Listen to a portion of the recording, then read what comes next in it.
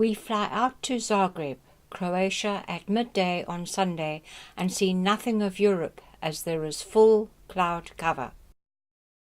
I collect pin badges from the places we have visited. I pin them on my bedroom lampshade and they are good memory jogger. We stayed 2 nights in the Palace Hotel, a palace until it was converted between 1904 and 1908. There is an Art Deco mirror above reception and a dome in the stairwell. Our bedroom is large and well appointed, a real touch of luxury.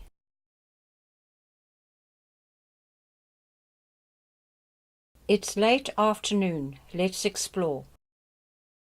Starting with an interesting doorway tucked away next to our hotel entrance. Gail at the ready with her camera. There is much to see along the streets of Zagreb. Starting with the Art Pavilion, opened in 1898, an imposing building housing traditional art along with paintings from around the world.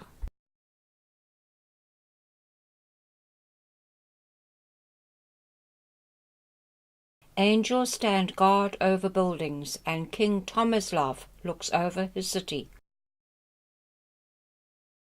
Glavni Kolodvor. This imposing building is the railway station. Less imposing is the graffiti on a train in use, a steam locomotives from the good old days, while Randall gets ready to film a modern electric train.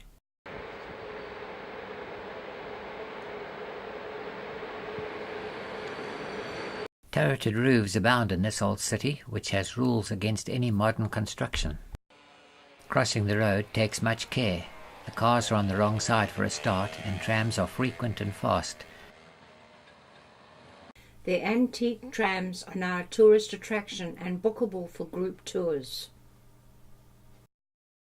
After much walking, this little free train was a godsend for tired feet. It gave us a tour of part of the city, taking in the National Theatre and a lovely general view of a bit of old Zagreb. Mealies! Tempted, but we had the get-to-know-everyone supper booked in the hotel for the evening. Sun sinking in the west, but time to spot a mini police car. The pedestal statue of Jesus in front of the cathedral,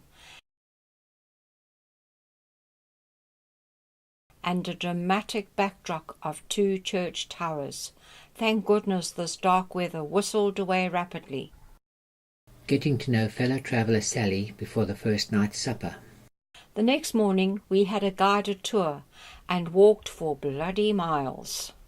The white on this fascinating bronze 3D map of Zagreb shows where rivers used to run. These are now all underground. Zagreb Cathedral next on our list. Now we know where to find it.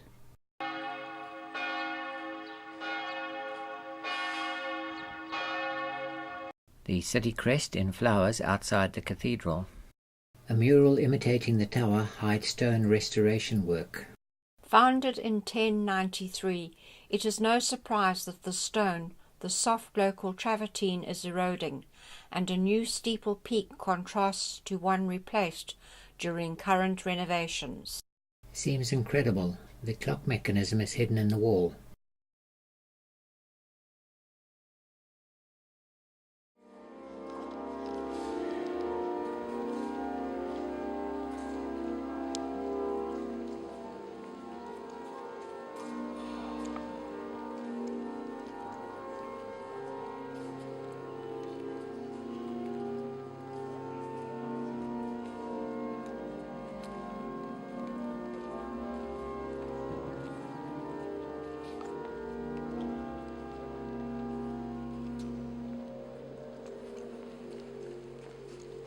Dolak Market, colourful with a huge variety of fruits, vegetables, fish and meat. One of the many churches in Zagreb. Those crusaders got around. St. George is commemorated in Zagreb. Native art. We have moved out of Kaptol into Gradec. In Gradec, all the street lamps are gas-fired.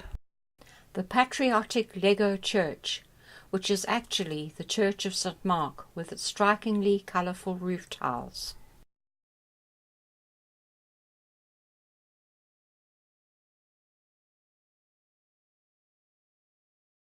Different religions, different churches.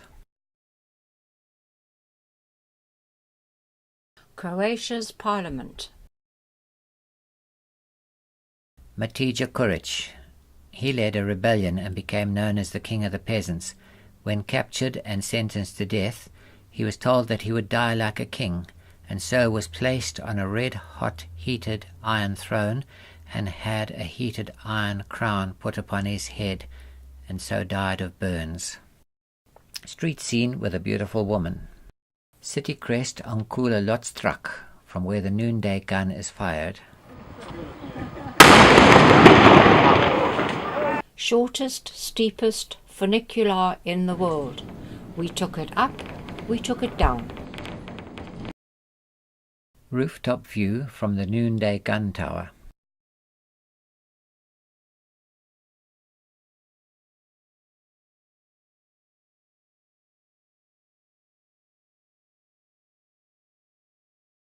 Ban Josip Jelicic, one of Croatia's heroes. A major storm had been forecast, and we were fortunate enough just to have light rain at lunchtime. Walking through one of the parks, we spot this tree, which has carelessly lost its insides. Time to hide. Samobor, picturesque village in the foothills of the mountains of the same name. Gail tucks into kremsnitka cake, for which Samobor is famous. Other towns sell this cake, but apparently they never taste as good as one made using the secret Samobor recipe. We decided to try an iced coffee, and these became firm favourites in the hot days that lay ahead of us. Back in Zagreb, supper over, and we head back to Gradec. Sadly, too late to see the gas lamp lighter.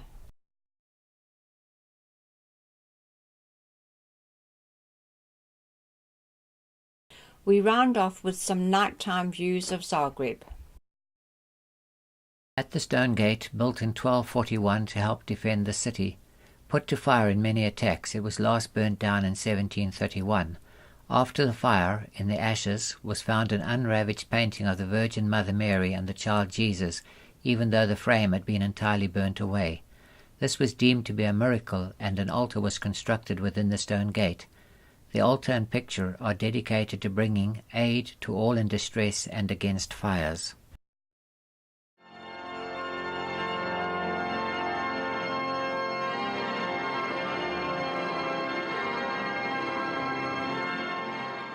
The city map lit up at night, with the old rivers now showing in blue. Manduševac Spring. Legend says an old Croatian war leader, battle-scarred and thirsty, asked a girl Manda to scoop up water for him. In Croatian, this word is Zagrebiti. So the spring became Manduševac after the girl, and the town, Zagreb, after the scoop of water.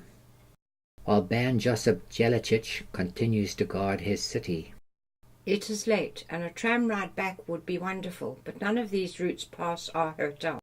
Walking back, we find these guys painting white lines at 11:30 p.m. But there are trams that do pass our hotel, just not from where we finished our night out.